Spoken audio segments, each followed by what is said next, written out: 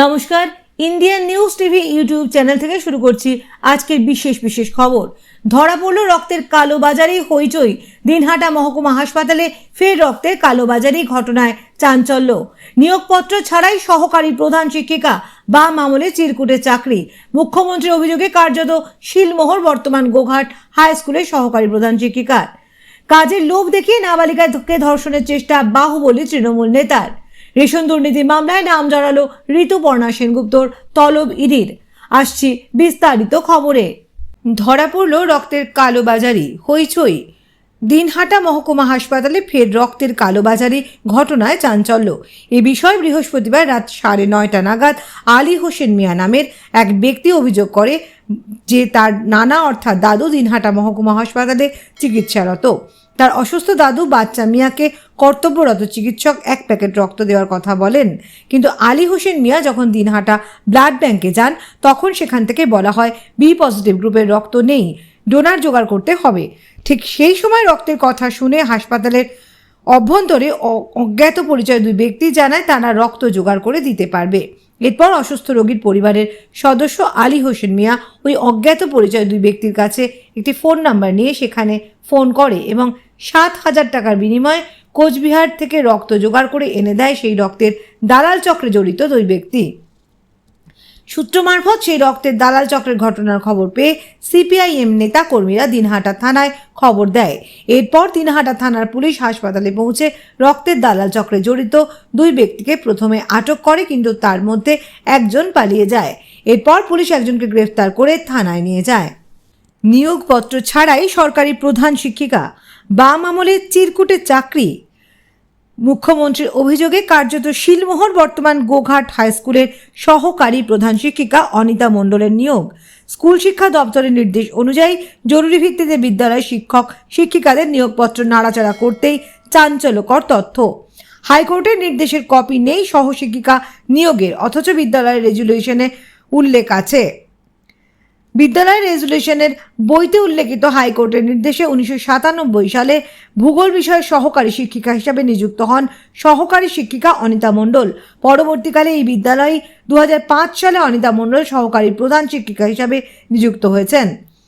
1997 সালে যখন অনিতা দেবী তথাকথিত হাইকোর্টের নির্দেশে ইন্টারভিউ বসেন এবং পরিচালন সমিতির প্যানেল অনুযায়ী শিক্ষিকা হিসাবে নিযুক্ত হয়েছেন, কিন্তু যখন তিনি এই গোঘাট হাই স্কুলে চাকরিতে জয়েন করেছিলেন সেই সময় হাইকোর্টের নির্দেশেই ইন্টারভিউয়ের উপস্থিতির কপি জমা দিতে পারেননি বলে জানিয়েছেন পরিচালক সমিতির সভাপতি নারায়ণ পাঁজা।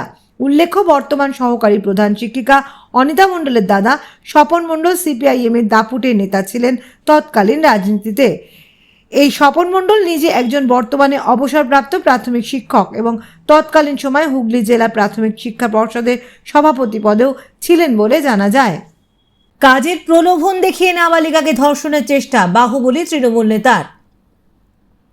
কাজের প্রলোভন দেখিয়ে এক নাবালিকাকে ধর্ষণের চেষ্টার অভিযোগ উঠল তৃণমূলের শ্রমিক সংগঠনের এক নেতার বিরুদ্ধে।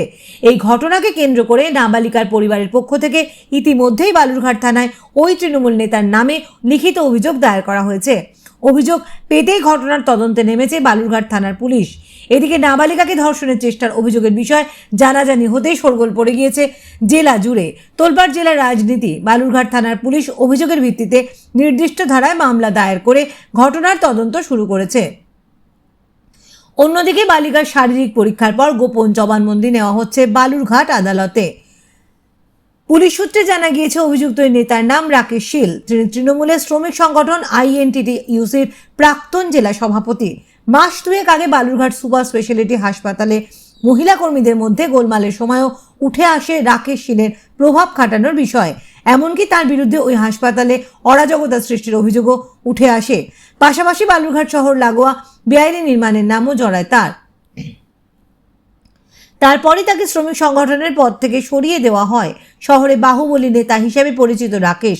এবার রাকেশের বিরুদ্ধে ধর্ষণের চেষ্টার মামলা রুজু হতেই তোলপাড় পড়ে গিয়েছে, যদিও পুলিশ এখনও তাকে গ্রেপ্তার করেনি। জেলা পুলিশ সুপার জানান, অভিযোগ পাওয়ার পর তদন্ত শুরু করেছে পুলিশ। আইনানুগ ব্যবস্থা নেওয়া হবে। স্থানীয় তৃণমূল নেতা সুভাষ চাকি এই ঘটনার প্রতিবাদ জানিয়েছেন। তিনি বলেন, দল এই ধরনের ঘটনাকে সমর্থন করে না। নেত্রী স্পষ্ট দিয়েছেন যে দলে কোনো রকম বেআইনি কাজ বরদাস্ত করা হবে না। এই ঘটনা সমর্থনযোগ্য নয়। আইনের পথে চলবে। বিজেপির সাধারণ সম্পাদক বাপি সরকার কটাক্ষ করেন, সন্দেশখালীর ঘটনার পর এটা প্রমাণ হয়ে গিয়েছে যে পশ্চিমবঙ্গে মায়েরা সুরক্ষিত নয়। বালুরঘাটে এই ঘটনা আরও একবার তা প্রমাণ করে দিল। অভিযুক্তের দৃষ্টান্তমূলক শাস্তির দাবি করছি। যদি অভিযুক্ত রাকেশ শীলের দাবি, যারা অভিযোগ করেছে তাদের আমি চিনি না, কোনোদিন দেখাও হয়নি, কি কারণে অভিযোগ করেছে তাও আমি জানি না। রেশন দুর্নীতি মামলায় নাম জড়ালো ঋতুপর্ণা সেনগুপ্তর, তলব ইডির। ঋতুপর্ণা সেনগুপ্তকে ইডির তলব। রেশন দুর্নীতি মামলায় তলব অভিনেত্রীকে। 5ই জুন তলব করা হয়েছে অভিনেত্রীকে। সিজিও কমপ্লেক্সে তলব করা হয়েছে অভিনেত্রীকে। 5ই জুন সিজিও কমপ্লেক্সে হাজিরা দেওয়ার জন্য ইতিমধ্যে অভিনেত্রী ঋতুপর্ণা সেনগুপ্তকে নোটিশ পাঠানো হয়েছে। বেলা 11টার সময় তলব করা হয়েছে অভিনেত্রীকে। কিন্তু কি কারণে তলব? ইডি সূত্রে খবর, সাক্ষী হিসেবে তলব করা হয়েছে অভিনেত্রীকে। বেশ কিছু প্রশ্নের উত্তর চান তদন্তকারীরা। তার উত্তর খুঁজতেই তলব ঋতুপর্ণা সেনগুপ্তকে। অভিনেত্রীকে জিজ্ঞাসাবাদ করে রেশন দুর্নীতির আরও শিকড়ে পৌঁছতে চাইছেন তদন্তকারীরা। লোকসভা ভোটের ফলাফল ঘোষণার পরদিনই তলব অভিনেত্রীকে। বেশ কিছু নথি নিয়ে আসতে বলা হয়েছে তাকে। ইডি সূত্রে খবর, তদন্তকারীদের আতশ কাঁচের তলায় কিছু লেনদেন, যা লেনদেনের নেপথ্যে কি কারণ রয়েছে তা খতিয়ে দেখতে চান তদন্তকারীরা। সেই কারণেই অভিনেত্রীকে তলব করা হয়েছে বলে ইডি সূত্রে খবর। প্রসঙ্গত, রেশন দুর্নীতির মামলায় এখনও জেলে রাজ্যের খাদ্যমন্ত্রী জ্যোতিপ্রিয় মল্লিক। রেশন দুর্নীতির মামলার জাল আরও কতদূর ছড়িয়ে তা জানতে তৎপর ইডি। উল্লেখ্য, এর আগে রোজভ্যালি দুর্নীতি মামলাতে অভিনেত্রীকে তলব করা হয়েছিল। সেই সময় সিবিআই তলব করে ঋতুপর্ণা সেনগুপ্তকে। এবার রেশন দুর্নীতি মামলায় নাম জড়ালো অভিনেত্রী ঋতুপর্ণা সেনগুপ্তর। কিছু আর্থিক লেনদেন নিয়েই প্রশ্নচিহ্ন, যার উত্তর খুঁজতে তৎপর এজেন্সি। তবে এই মুহূর্তে আমেরিকায় রয়েছেন ঋতুপর্ণা সেনগুপ্ত। 4 তারিখ তার দেশে ফেরার কথা।